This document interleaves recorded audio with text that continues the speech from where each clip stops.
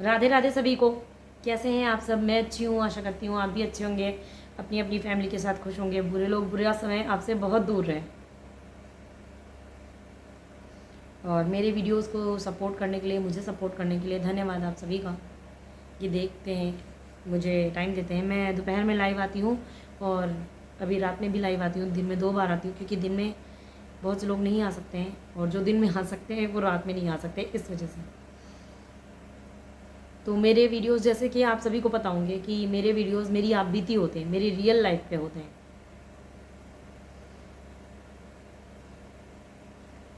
कि जो मैंने सहा है अपनी 18 साल की शादी में, वो होता है।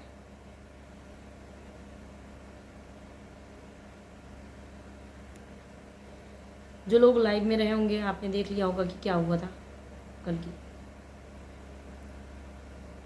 तो ऐसा मेरे साथ हर बार होता है। ये तो चलिए सोशल मीडिया था, टॉर्चर था।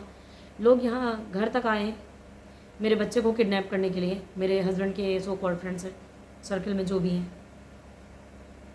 तब जा कर के मैं सोशल मीडिया पे आई हूँ क्योंकि एक अकेली औरत का जीना मुश्किल कर रखा था उनके पति ने और उनके जो कुछ हैं रिश्तेदार। मैंने शहर बदल के भी देख लिया है, फिर भी कोई फ़ायदा नहीं हुआ। पहले मैं जैसे पर्वत खेड़ा में रही, फिर मैं रायबली में किराए के कमरे पे रही, फिर अभी लखनऊ में रह रही हूँ। तो प्रॉब्लम मेरी सेम है। ना बोल के मैं क्या करूँ? बहुत से लोगों को लग रहा है आप सोशल मीडिया पे क्यों बोल रही हैं। सोशल मीडिया पे मैं इसलिए बोल रही हूँ क्योंकि मैंने हर जगह बोल के देख लिया, मेरी प्रॉब्लम सुनी नहीं गई। और यहाँ पे बैठे बैठे मैं अपनी बात हर जगह पहुँचा रही हूँ। जो चीज़ें सिर्फ मेरे सोसाइटी में मेरे पड़ोसियों को पता थी या फिर मेरे घर में मेरे ससुराल वालों को, मेरे मायके वालों को पता थी, अभी वो आप में से बहुत से लोगों को पता है।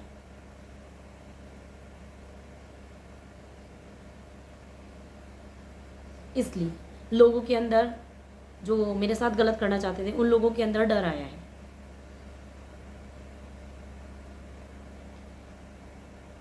जैसे कि आपको पता है कि मेरे पति भाग गए हैं, ये अब की चौथी बार हुआ है। मेरे फौजी पति जो चले गए हैं घर छोड़ के दिसंबर में, ये अब की चौथी बार हुआ है मेरे साथ। और हर बार यही सिस्टम होता है, जैसे कल आप लोगों ने देखा होगा उसमें, माफ़ कर दो माफ़ कर दो, ये हो रहा था। एक लिमिट तक ही किसी को माफ़ किया जाता है।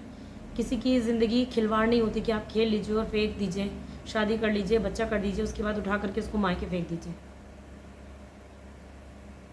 बिल्कुल नहीं। और मैं हूँ, जैसे मेरी लाइफ ख़राब हो रही, मेरे बच्चे की लाइफ ख़राब हो रही, तो मुझे खुद स्टैंड लेना पड़ेगा। मेरी जैसी बहुत सी लेडीज़ें हैं जो ये सोचती हैं ना, जिनकी न्यू मैरिड है उनको प्रॉब्लम हो रही है, वो सोचती हैं, उन आप लोगों से भी बहुत लोगों ने कहा हुआ है, जैसे मेरे से बोला था, एक बच्चा हो जाएगा तो सब कुछ ठीक हो जाएगा। कुछ भी नहीं ठीक होता, मेरा यकीन मानिए। आज आप अकेले रो रही हैं, कल आपके साथ आपका बच्चा भी रोएगा। आज आप मेडिसिन के लिए तरस रही हैं, कल आपका बच्चा भी आपके साथ मेडिसिन के लिए तरसेगा। मैं ये नहीं कहती कि दुनिया के सारे आदमी मर्द गलत होते हैं, बट हाँ 50% लोग गलत होते हैं और 50% मर्दों के साथ भी गलत होता है। तो मैं अपनी स्टोरी से सिर्फ ये नहीं कह सकती कि नहीं सिर्फ आदमी ही गलत है, बहुत से आदमियों के साथ भी गलत हो रहा है, सेम सिचुएशन है। वो भी समाज में अपनी इज्जत बचाने के लिए नहीं बोल पा रहे हैं और औरतें उनका फ़ायदा उठा रही हैं। होता है ये चीज़, मैंने देखी है। पर सबकी एक सहन शक्ति होती है, जिस दिन उस सहन शक्ति ने जवाब दे दिया ना, उस दिन सामने वाले बंदे की लाइफ का तमाशा बन जाता है। जो इंसान अपनी फैमिली की इज्जत के लिए अपनी लाइफ बर्बाद करने को तैयार हो जाता है ना, सब कुछ, इतना सब कुछ सह सकता है। तो मैं यही कहूँगी उन बुरे लोगों से, जो थोड़े बहुत भी हैं, अगर मेरा वीडियोस देखते होंगे, कि भाई आप लोग समझ जाइए। क्योंकि जो सह सकता है ना उतनी चीज़ें, तो वो जब बर्बादी लेके आएगा ना, तो आपकी औकात नहीं रहेगी कि आप संभाल लो। पैसा पावर सब धरा का धरा रह जाएगा। क्योंकि एक अच्छा इंसान जब बुरा बनता है ना, तो उसका मुकाबला शायद ही कोई कर सकता है, क्योंकि वो कुछ बुरे लोगों से वो चीज़ें सीख के आता है। और सबसे बड़ी बात तो, सच कभी हारता नहीं है। तो मैंने अपने हस्बैंड को कई बार माफ़ किया है, और मतलब 6-7 बार तो रिटर्न में माफ़ कर दिया, बाकी तो परिवार, रिश्तेदार, गांव समाज तो छोड़ ही दीजिए, उनके सामने माफ़ किया। तो अभी मैं नहीं माफ़ कर सकती हूँ। उस मैंने रीज़न भी बता दिया, क्योंकि मेरे पास एक बच्चा है, और 18 साल की शादी में जब मुझे एज अ हस्बैंड के तौर पे वो कोई सुख नहीं दे सके, तो मैंने अपना कैरियर चौपट कर दिया, अपनी सारी खुशियाँ ख़त्म कर दी। तो अब मुझे भी जीने का हक है, मैं भी एक इंसान हूँ, और मेरी जैसी जो भी लेडीज़ें हैं, जेंट्स हैं ना, मैं उनसे इतना ही कहना चाहूँगी कि मेरे जैसे मत बनो। बहुत से लोगों का है कि मुझे आपके जैसे बनना है, प्लीज़ मेरे जैसे मत बनिए। मैंने अपनी लाइफ के लिए बोलने में 18 साल लगा दिए। मैंने इस 18 साल में अपना बच्चा खोया है, कई बार मौत के मुंह से बाहर आई हूँ, अपनी पढ़ाई छोड़ दी, अपना कैरियर पूरा चौपट कर लिया। तो प्लीज़ मेरे जैसे बिल्कुल मत बनो, भगवान ना करे मेरे जैसी लाइफ किसी की भी हो। स्टैंड लो, चीज़ें सुधर सकती हैं तो ठीक है, नहीं तो छोड़ के आगे बढ़ जाओ। कोई भी लाइफ में कोई भी इंसान ज़िंदगी में इतना इम्पोर्टेंट नहीं होता कि उसके लिए आप मर जाएं या फिर अपना लाइफ ख़त्म कर लें, अपना कैरियर चौपट कर लें। और सबसे बड़ी बात, कैरियर सबसे ऊपर रखिए। शादी की है, लव मैरिज हो, अरेंज मैरिज हो, अच्छी बात है, पर कैरियर के लिए अपने हमेशा सोचिए कि अगर भगवान न करे लाइफ में आपका हस्बैंड छोड़ के आपको किसी और के पास चला गया, या तो फिर भगवान के पास चला गया, किसी और औरत के पास नहीं गया, मान लीजिए बाई चांस आपके पार्टनर की डेथ हो गई, आदमी के ऊपर तो कोई फ़र्क नहीं पड़ता इन सब चीज़ों का, कि अगर वो घर छोड़ के भी चले गए, किसी और के साथ रिलेशन में आगे बढ़ गए, या फिर कोई और उनकी वाइफें मर गई, तो उनके ऊपर कोई फ़र्क नहीं पड़ता। 2-4 महीने 6 महीने में वो शादी कर लेते हैं, कहानी ख़त्म, और कोई समाज वाला उन्हें रोकता भी नहीं है। जितनी बंदिशें औरत के ऊपर लगती हैं ना, कि पढ़ाई ना करो, ये नहीं करो, बाहर नहीं निकलो, वीडियोज़ नहीं बनाओ, बहुत सी चीज़ें, सारी चीज़ें औरतों के ऊपर थोपी जाती हैं। मैं उनसे यही बोलूँगी, आप अपना मतलब कुछ ना कुछ तो देखो, कुछ ना कुछ तो करना चाहिए। अगर आप पढ़ाई कर रही हैं तो शादी के बाद प्लीज़ पढ़ाई मत इनकम्प्लीट करो, कंप्लीट करके ही छोड़ना। जो गलतियाँ, अगर आप सच में मेरे जैसा बनना चाहती हैं ना, तो मेरी लाइफ से इतना सीखो कि जो गलतियाँ मैंने की हैं अपनी लाइफ में, वो आप मत करो। मैंने पढ़ाई छोड़ दी, मुझे जॉब के ऑफ़र मिले, मैंने वो जॉब छोड़ दी। हर बार पति ने चीटिंग की, मारा पीटा, मेंटली फिजिकली टॉर्चर किया, मैंने माफ़ कर दिया। कई बार घर से पति भाग गया, तभी मैंने माफ़ कर दिया। कई बार मुझे घर से निकाल दिया गया, मैंने तभी माफ़ कर दिया, क्योंकि समाज में इज्जत, और इज्जत की टोकरी, मेरे ससुराल वालों की जो इज्जत है ना, उसकी टोकरी मेरे सिर पे थी। एक बहू को पर्दा करने के लिए बोलते हैं, यहाँ तक, मेरे ससुराल में यहाँ तक पर्दा रहता है, ठीक है, इतना। और उसी बहू को दरवाजे निकाल के मारा जाता है।